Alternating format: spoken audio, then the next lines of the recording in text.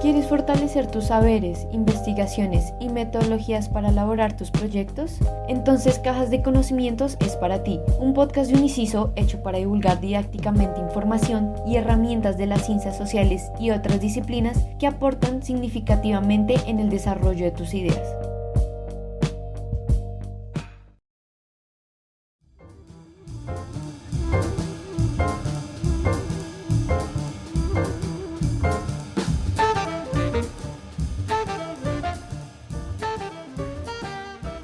Bienvenidas y bienvenidos a esta segunda parte de Descubre sobre la arqueología con Diana Rocío Carvajal, un espacio donde conversaremos alrededor de distintas técnicas metodológicas y experiencias relacionadas con el campo de la arqueología.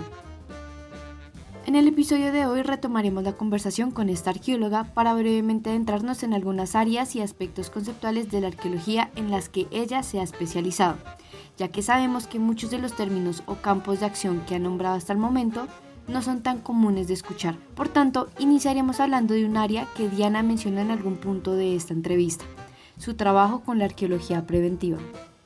Pero es investigación y obviamente en temas de que se requieran licenciamiento ambiental o no necesariamente cualquier actividad que implique remoción de tierra, los arqueólogos y arqueólogas que hacemos preventiva pues casi somos como los primeros auxilios en torno al patrimonio. Que nosotros hacemos es hacer un censo de esos recursos culturales en el pasado, tratando de evitar que se pierdan por esa remoción de tierra. En Bogotá, mira lo que están haciendo ahorita con las estaciones del metro. Entonces obviamente tienen que remover, quitar edificios, remover grandes cantidades de terreno y en este momento pues junto con el IDU hay un equipo de arqueólogos y arqueólogas que están trabajando para prevenir que se dañen esos recursos culturales y pues la gente tiene la idea que pues los arqueólogos y arqueólogas solo tratamos lo prehispánico. Y hay muchísima información del periodo colonial republicano y de nuestra historia reciente, los primeros años del siglo XX, que son objeto de estudio de la arqueología. Porque pues no solamente nos interesa el medio ambiente, sino nos interesa también saber, bueno, la historia de la urbanización de Bogotá, el uso e introducción de nuevas tecnologías. Por ejemplo, que yo te lo diga como experiencia personal. Trabajo monitoreo de la 68 y por ahí pasaba el ferrocarril del sur. Entonces ese ferrocarril estaba funcionando a finales del siglo XIX hasta más o menos mediados del 20 y dejó de usarse. Entonces obviamente nos interesa proteger y monitorear que no dañen esa evidencia de ese medio de comunicación que pues ya no se usa. Y obviamente los libros de historia a veces te dicen, no, si construimos el ferrocarril del sur, pero a veces los documentos no dicen, oye, ¿qué madera estaban utilizando? Entonces, eso es importante un poco ver esa trayectoria. Los arqueólogos y arqueólogas a veces no necesariamente queremos exponerlo y decirlo, oye, ahorita si tú vas a pasar por la 68 con 1 de Mayo, esos rieles están expuestos en el carril rápido que va de norte a sur de la 68. Uno dice, déjalo quieto. Como te digo, esto es un trabajo que ya va a otro nivel y esto se desarrolló un plan que involucraba al Instituto de Desarrollo Urbano, IDU, el Instituto Colombiano de Antropología e Historia, Invías, Acueducto, Industria, el Consorcio Metro, un montón de agencias ahí, y ellos decidieron, mira, el ferrocarril no se toca, pero si hay que hacer algo para la construcción del metro, pues el ICANN desarrolló unas estrategias de mitigación. Entonces hay que contactar a un historiador, a los arqueólogos, a un conservador restaurador. Si hay que remover los rieles, pues entonces el INVIAS y otras agencias van a determinar, bueno, qué hacemos con esos rieles. Pero de todas maneras no tiene sentido en cierto momento removerlo, porque ¿para qué lo ponemos en un museo para que se convierta en un objeto descontextualizado y sin vida? Pero pues eso al momento que se haga la remoción para el metro se tomará la decisión. En este momento estas agencias dijeron no se toca. En efecto, pese a que estos yacimientos son conocidos o al menos se sabe que están ahí, en alguna ocasión aparecen yacimientos arqueológicos de los que no se tienen constancia debido a obras, y estos yacimientos que aparecen necesitan ser gestionados, es decir que hay que generar un plan para decidir qué hacer con ellos, y esto se da en conjunto con varias instituciones. Como lo expresa el decreto 763 de 2009, el programa de arqueología preventiva es la investigación científica dirigida a identificar y caracterizar los bienes y contextos arqueológicos existentes en el área de aquellos proyectos, obras o actividades. El propósito de este programa es evaluar los niveles de afectación esperados sobre el patrimonio arqueológico por las construcciones y operaciones de proyectos y actividades de urbanización, parcelación o construcción, así como formular y aplicar las medidas de manejo a que haya lugar para el plan de manejo arqueológico correspondiente. Ahora, también nos llegaron preguntas puntuales sobre en qué consisten ciertas áreas de la arqueología, ya que esta es una disciplina con varias subdivisiones.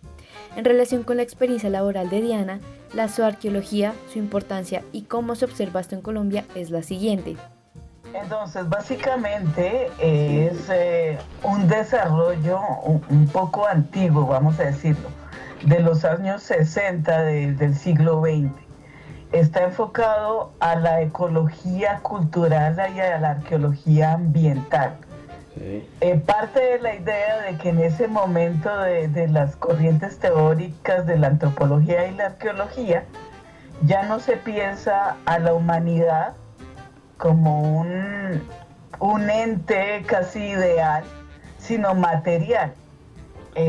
La humanidad hace parte de un sistema, y como hace parte de un sistema en donde entra y sale energía, pues está muy relacionada con el medio ambiente. Sí. Entonces, obviamente, la zooarqueología es parte de la arqueología que se enfoca en entender cómo interactúan los seres humanos con el medio ambiente, y el objeto de estudio son los restos de animales, sean los huesos, los restos de conchas,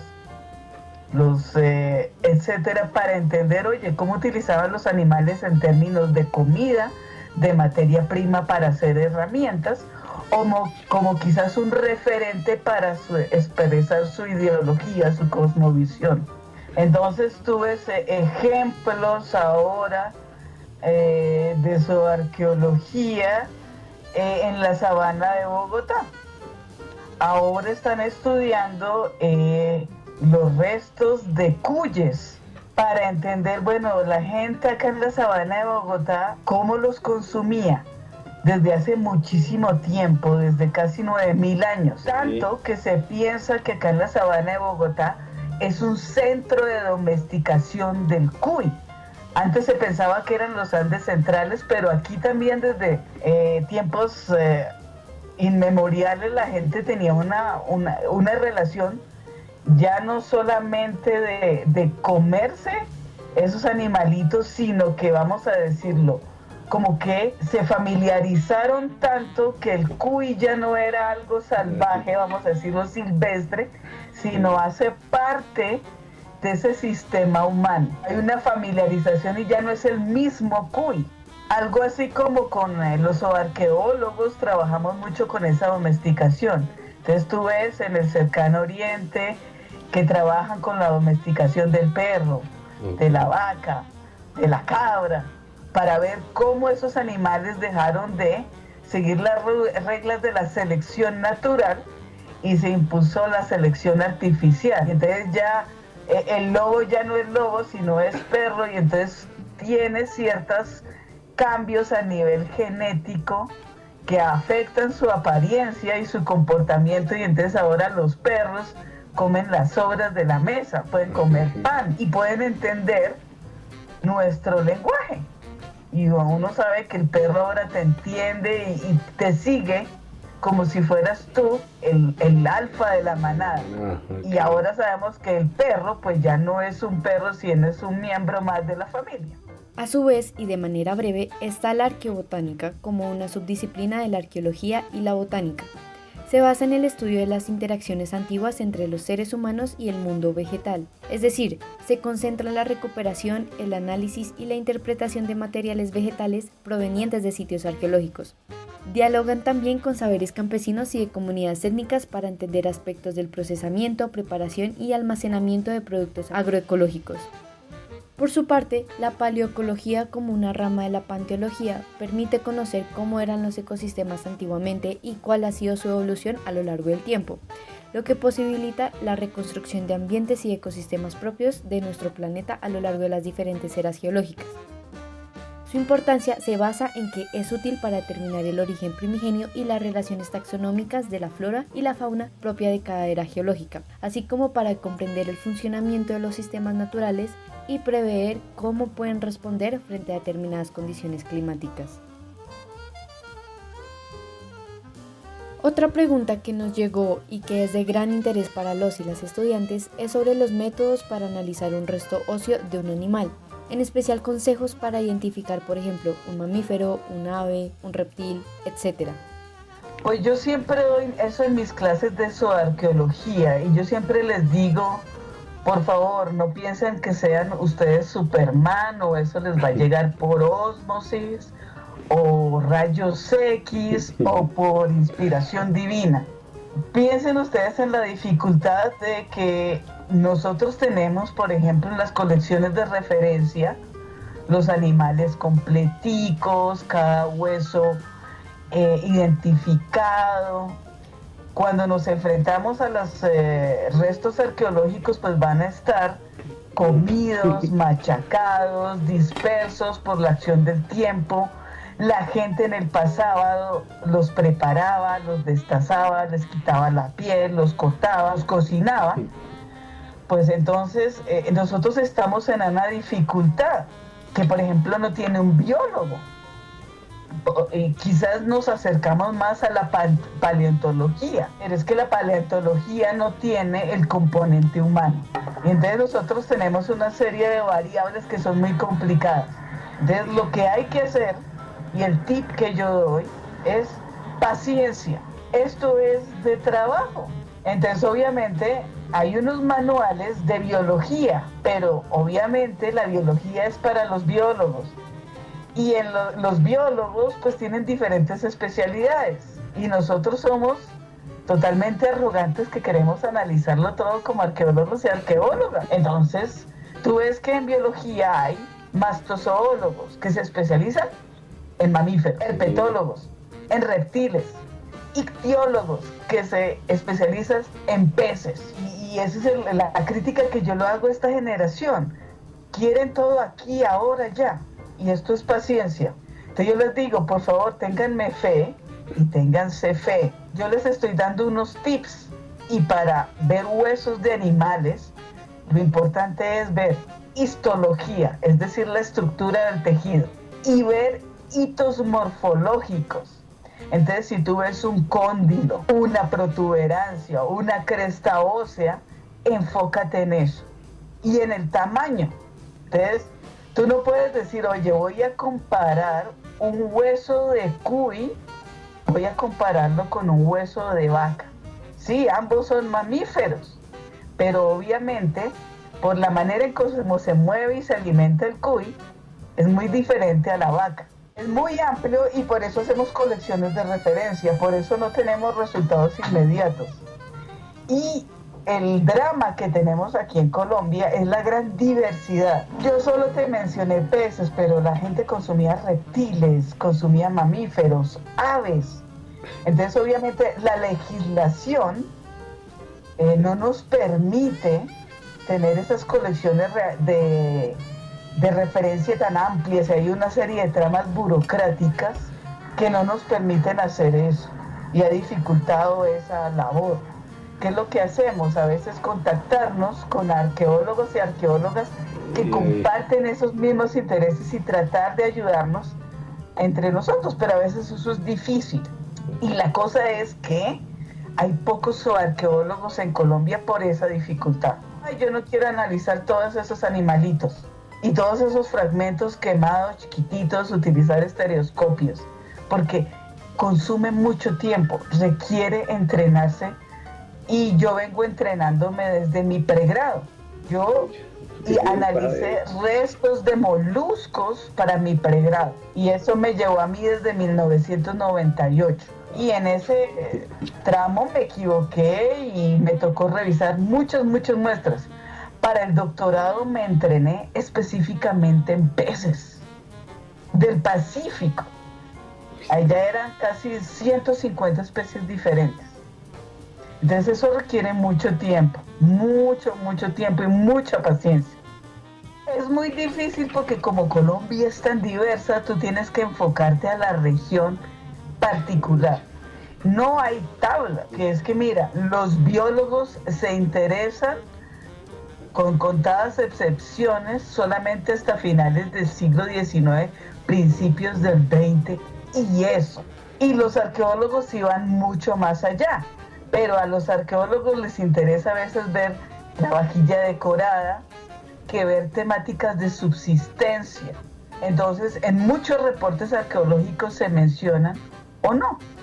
Entonces, lo único que hay que hacer es enfocarse en los antecedentes. Hay que hacer todo el proceso y esa es la dificultad. A mí me pasa lo de los pescadores de que hay gente que ya no quiere hacerlo. Entonces hay muy poca gente que se enfoca a la zooarqueología porque es difícil. Sí. Entonces me va a pasar, voy a convertir con otros colegas en una especie en extinción como los pescadores.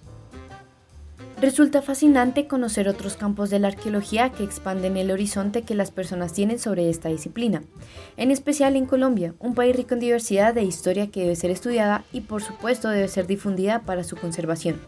Por eso, si quieres seguir oyendo esta conversación con Diana Rocío Carvajal, puedes escucharla en el siguiente podcast de Cajas de Conocimientos, donde abordaremos su labor en Egipto y cuestiones metodológicas para trabajar en la arqueología colombiana. Puedes seguirnos en nuestras redes como Uninciso Raya al Piso y así no te pierdes de los nuevos contenidos que esperan por ti. Nos escuchamos en otra ocasión.